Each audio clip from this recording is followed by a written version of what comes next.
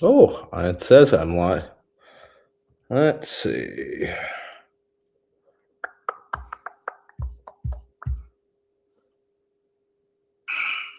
All right. Oh, it says I'm live. Let's see. All right, StreamYards. I can turn this off on my phone right now, and just I'm getting the gist of this. So bear with me. Welcome to another week of What Are We Watching? And I'm John Cortoberfest, as my little name tag on the end says. And in terms of at least what I've watched this week, you've got two. I think the two major topics for me were Avatar: Fire and Ash, which I saw yesterday, and the finale of Stranger Things, which I finally got through over the course of the last week. I think I'm gonna start with Avatar because that's the most fresh on the mind, and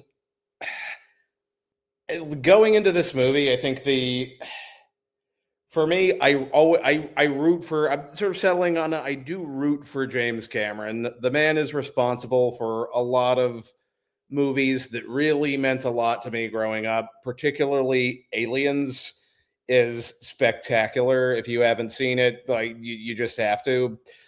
Um, so I go into a James Cameron movie, and I kind of like by default want to love it. And I don't know that I've ever experienced more of a dichotomy of the practical filmmaking versus what's in the writing. You get in, and I did go. I and like this is the point. You have to, if you're going to go see this movie, you have to see it in IMAX in the biggest possible format. And actually, now is kind of a pretty good time. It's a pretty good time to go because now that we're what like 3 to 4 weeks out from the premiere. Well, there's not hordes of people. You're going to have your pick of seats, but you get in there, giant screen, and you put your 3D glasses on, and the movie starts, and it's gorgeous. It is a gorgeous looking movie. Like I anything else I say, I cannot take away from. I cannot take from away from the Avatar films that they look incredible, and that's one of their biggest assets, but also a little bit of a little bit of a drawback. I've never watched any of these films outside of the theaters because no, and again, to his credit, James Cameron knows how to make a film that is designed for a big theatrical. They're designed to go to the theater and see. I mean, you can have the biggest flat screen on the planet. It's not going to cover the visuals for these films. So he's cornered the theatrical experience. You have to either you see Avatar in theaters or you just shouldn't bother watching it at the end of the day because the script is not as it like does not match the visuals. Um but you get in, it's this immersive experience. It's and I this is the first time I've gone to I've only had the glasses for about I think it's 2 years at this point, and it's like these glasses plus the 3D glasses over it. Hence why, if you go all the way back to 2009 and the original Avatar, the whole idea that people were going to be sitting around their houses watching 3D TVs was silly because you got people who just can't. Like, I mean, it's like I can see, but I mean, everything is slightly blurry, and I need like in order to see in HD, there's SD, HD. Like that's I need the glasses, and glasses on glasses is a little awkward. But I digress. We've got you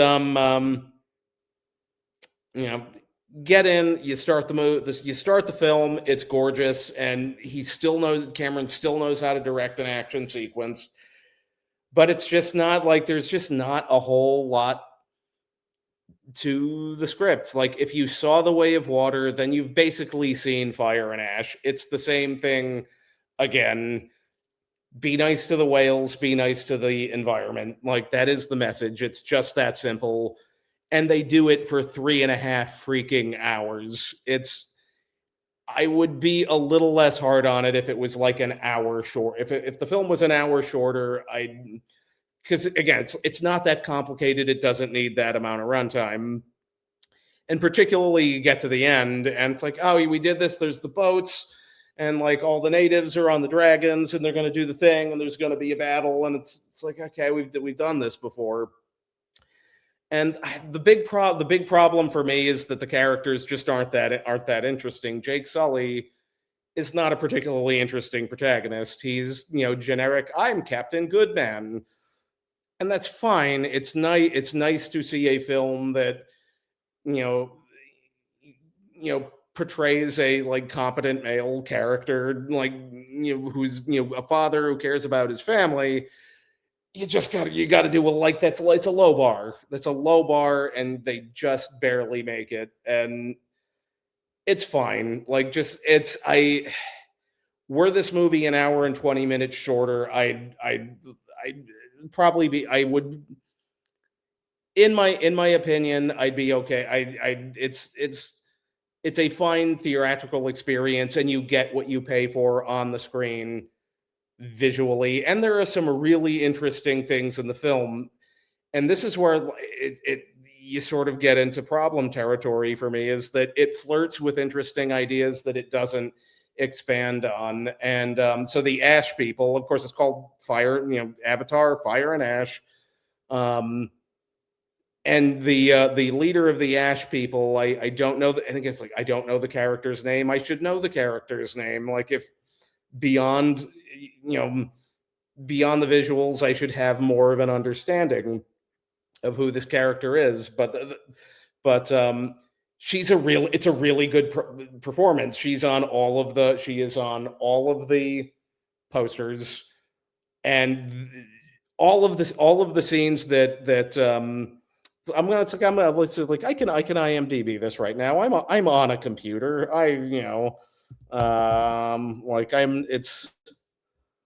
I am not beyond doing my research here. Yeah,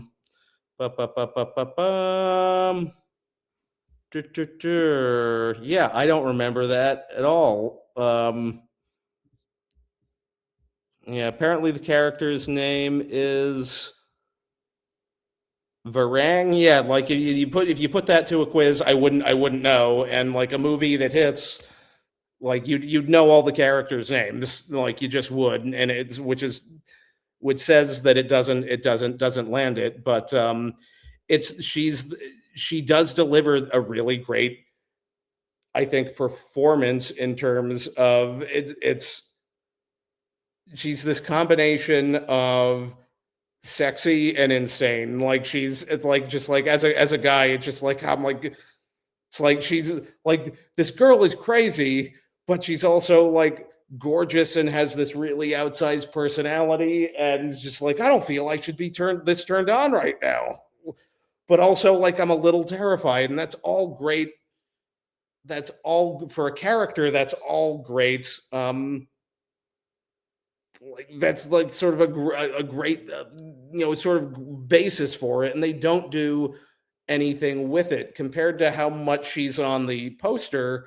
She's not in all that. She's really not in all of that much of the movie. Most of the movie is just, again, if you've seen if you've seen Way of Water, you've seen this one. It's sort of same old, and that's where Cameron really can't get away with being an amazing looking film that doesn't cover it anymore. The script has to be a little bit more compelling, and it just doesn't do that.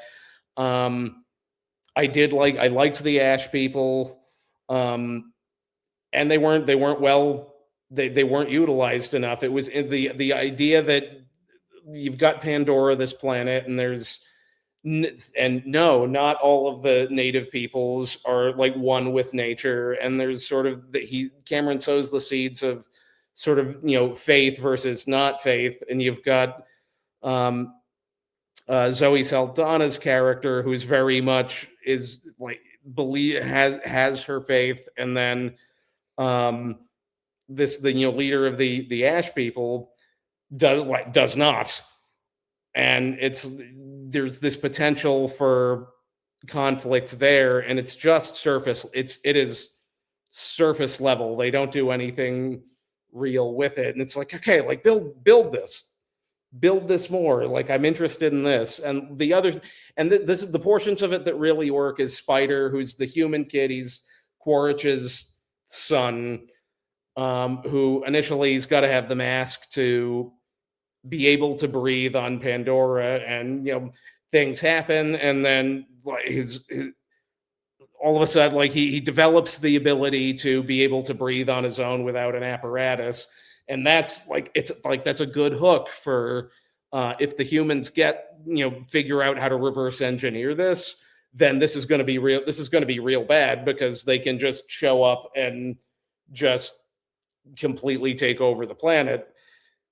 And it's sort of there as a baseline, get A to B to C, but they don't really, it's not a ton is done with it in a meaningful way. But it does lead, the best scene in the film is, and I guess it's not really a spoiler, but Jake has this, he's got this trigger, like really, like it's like, should I kill this kid? Because like essentially it's a almost adopted son, and it's like there's the planet, if we keep him alive, then they could reverse engineer what he is, and that could mean terrible things for the planet. Or like I could off him, and now they don't have that to work with, and they have a really powerful scene there with that. It's just, I don't know, everything around it is there's just nuggets. There's nuggets that are great.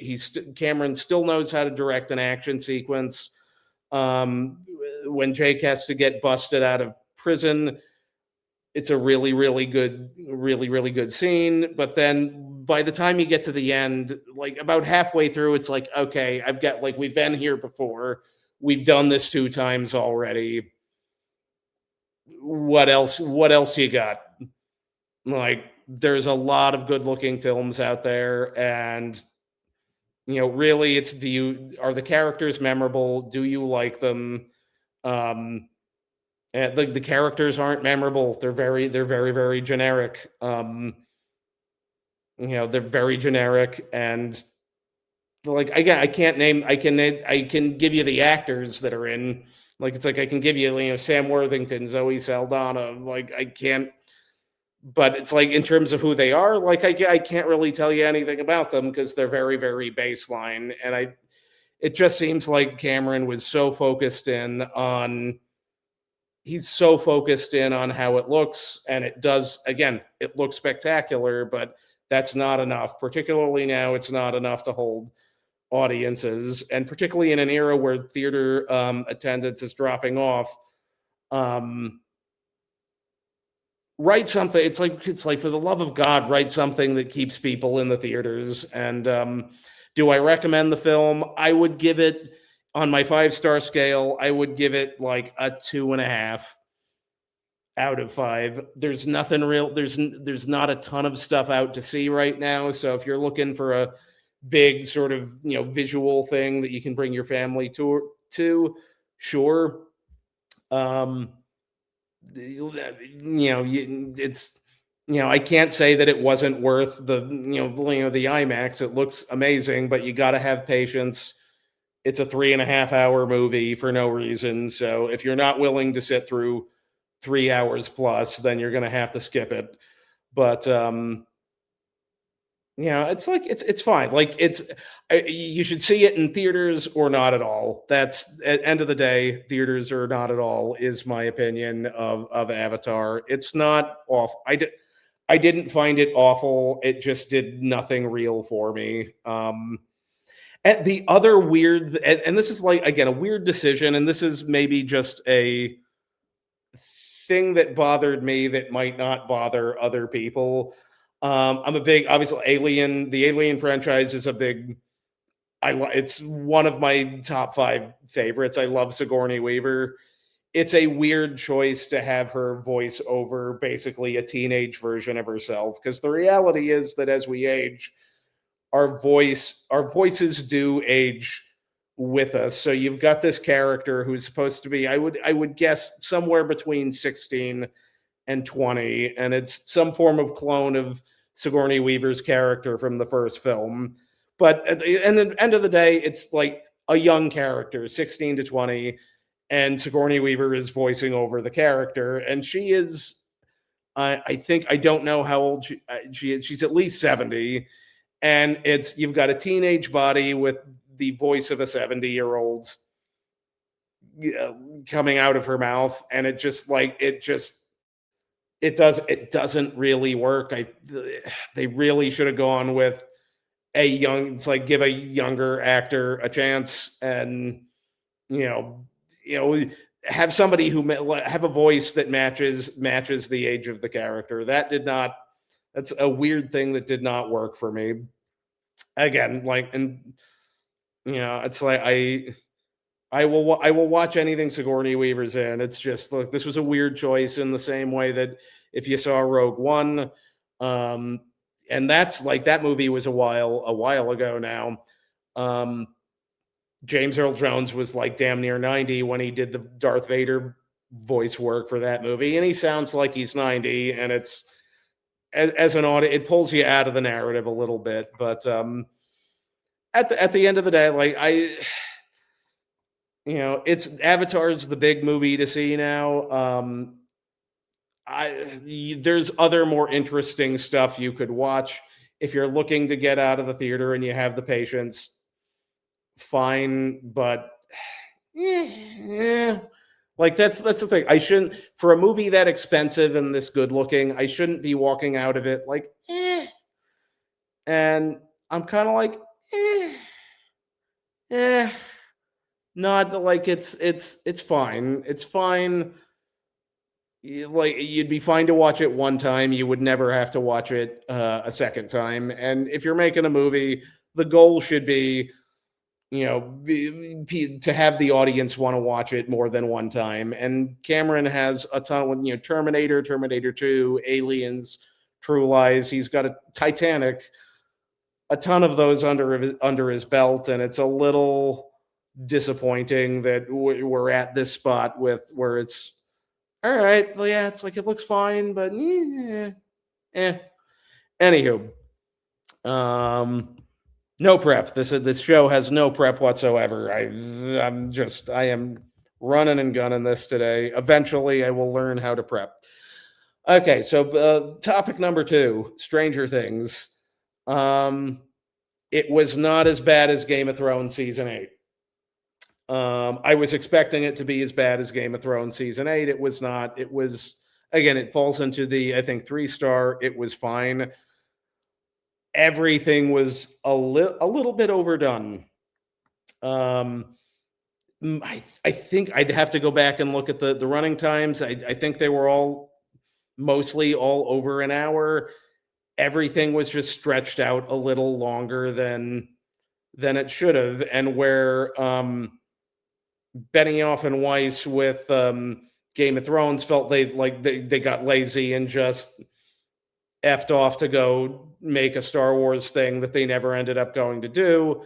The Duffers clearly like they cared. They wanted this to be a big. They know it's very popular, and they wanted it to be this big ending, and they kind of overdid it. It's overstuffed. There's too many characters, and a lot of characters that just don't have anything to do.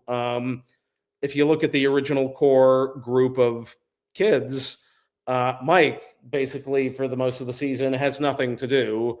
Lucas has nothing to do other, like, his main point for this season was Pine over Max, and that's about it.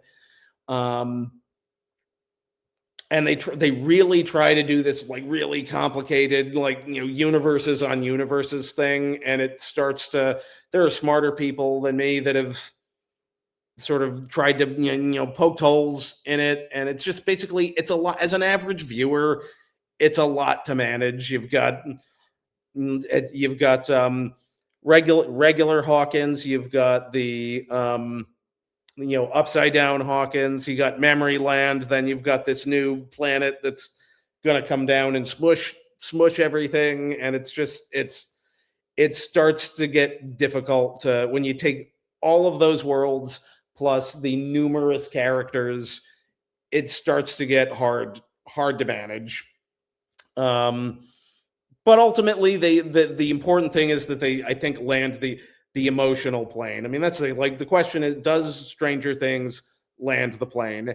It does land the plane. The plane is on fire, and some of the wheels snap off as it hits the runway. But all of the passengers live, and basically it leaves you with good vibes. It knows that I think the audience for the show wants to come away with it with good vibes, and it does do that. um again, it's like my advice for any show going forward would be keep it contained. In terms of where these seasons rank, season one is still the best because I think it was very contained. You had your core quartet of young characters plus 11, and they're up against one Demogorgon, and it's a really, really tight, well crafted piece of television. And that's like, season one is the best season. If I'm gonna rank them, let's just say worst to best. I think I do have to give this season where it's compared to itself as to other things. This is the worst season in that it's overdone, it's overlong, overwritten, too much to pay. So that, but just on a practical level, it's the least well made of the group. After that, season two. My problem with season two is that it suffers from sequelitis. They had a lot of success with season one. Season two, they just did the same thing again, only slightly bigger. It's like Stranger Things, strange harder. To use a crappy Die Hard reference. Season three, I think, is exactly in the middle. A lot of people really hate season three. It's very goofy. I kind of liked it for that. At least it was different from seasons one and two, and it really sort of embraced a lot of 80s stuff. I liked all of the sort of junior high friendship material. That was very, very relatable. So season three is in the middle. Season four is almost at the top. I think they knew they needed to add something in. Adding Vecna as a direct antagonist was a good decision. They needed that to sort of drive it to the end. And then, like, season one is the best. It was really quite well done. And I think there's at least a lot of people online are talking about sort of the topic of conversation for season five has been Will's coming out scene, and I do think that's where you can take that sequence and look at it as this is not well written. And you have an apples to apples comparison of that sequence versus Robin in season three. And when Robin comes out to Steve in season three, it's this very personal, very intimate moment, and it worked very well. Will, he's got 5,000 characters around him, and it feels a little bit like grandstanding. Like, this is here because it needs to be here rather than it makes sense. I mean, we've known basically since season two that Will is gay, and so that's there needed to be the coming out scene, but how it was just executed poorly. It felt more like here is a point we want to make rather than an intimate. It felt like a lecture rather than an intimate moment between characters. And when you're watching a film or a television show, you're watching it for those intimate moments. You're not there to watch a lecture. And it just didn't. It's bloat. Like, the problem with this last season is there's just too much there, and it got unmanageable. They got over their skis, and it didn't work. it largely didn't work. When they get to the end, I did really enjoy um, sort of when they do the Dungeons and Dragons bit at the end and see where all of these characters are in their lives. It was very, very endearing, and it's like I walked away from it with good vibes. I just wanted to walk away from it with love. I would say the other, again, Game of Thrones has been the biggest comparison to Stranger Things, and I think where the problem Game of Thrones had is um, Game of Thrones had 5 amazing seasons of television before it just went over a cliff. So it just had sky high expectations, whereas Stranger Things, after season 1, the quality is sort of a little bit of a roller coaster. We like the characters, and which is sort of why we stick with it, but it didn't, it never had that consistency of quality that Game of Thrones had. So I don't know that it ever was going to have this just like, oh, we hate this. And I didn't hate it. It's like, it's fine. Plot holes galore, but it emotionally landed the plane. I would love to see the actor who plays Lucas get put in a movie, because he is arguably, and he has nothing to do this season, but I would say he's arguably the best actor um, of that core group. I think Lucas is the best actor, and he could, like, you could get him to lead a movie, and he'd be quite good.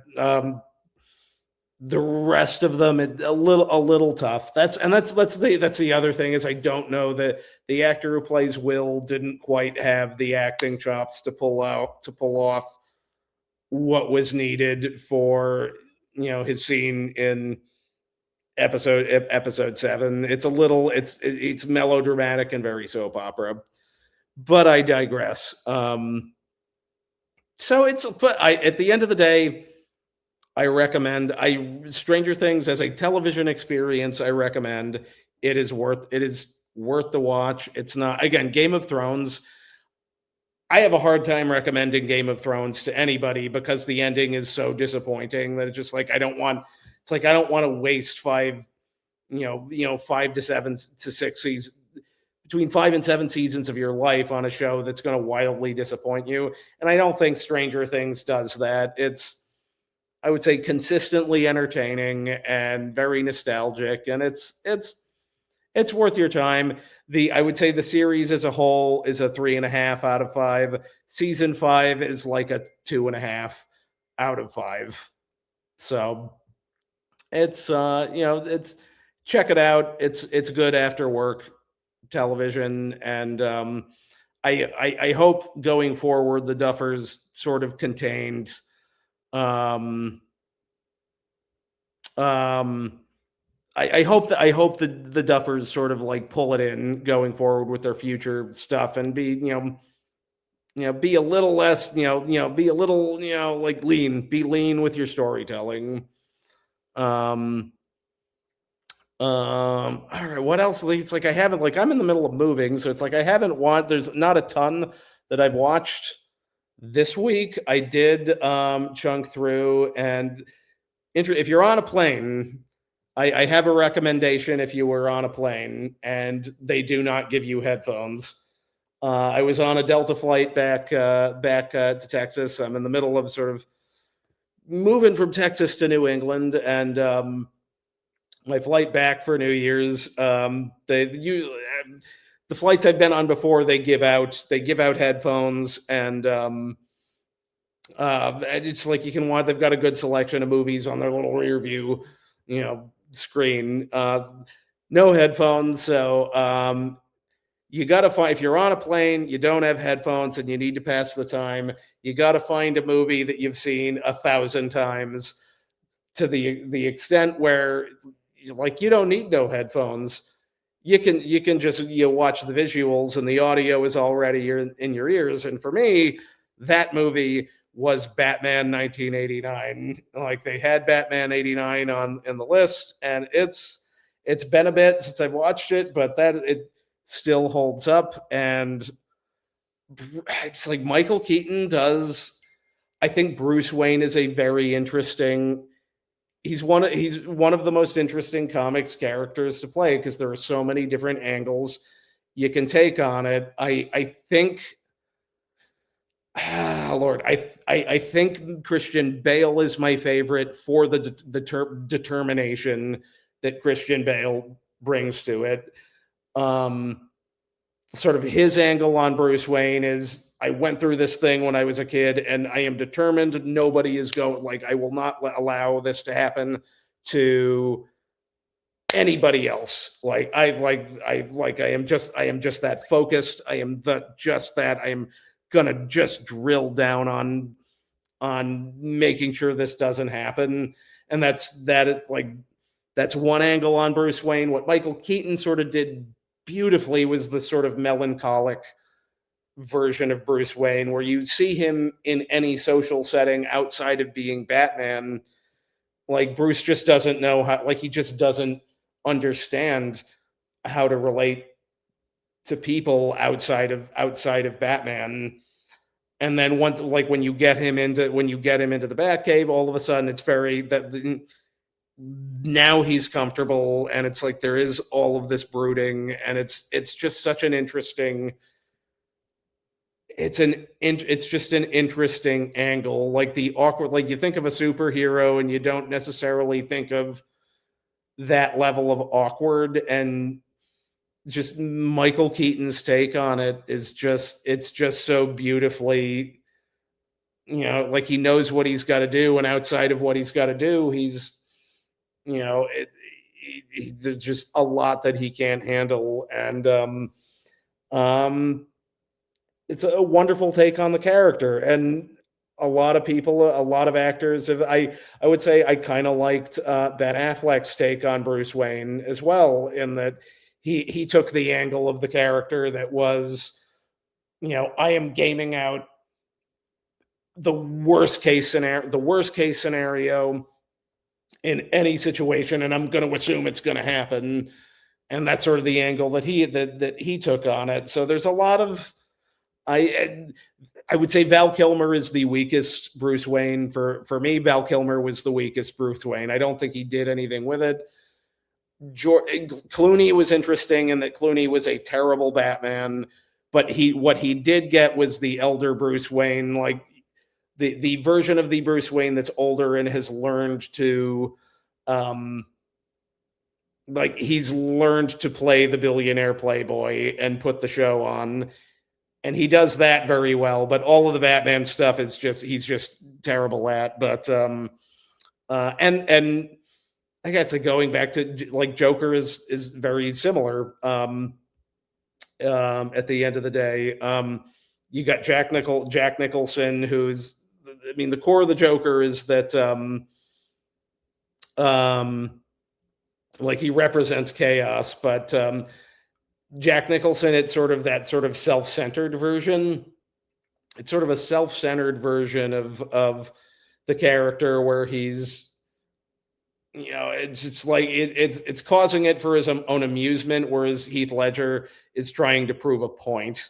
And I kind of like the version of the Joker where he actually like he has an ideology and he has a point to prove. Like there is like he's doing all of these horrible things, but it's from this warped view of how things are. So I would say like if you're on a plane, pick something that's pick out something that and you can in fact raw dog the plane if you've got the sound, the stereo mix, as it were. If you have the stereo mix in your head, you can make the plane ride go by faster. And also like go watch some Batman.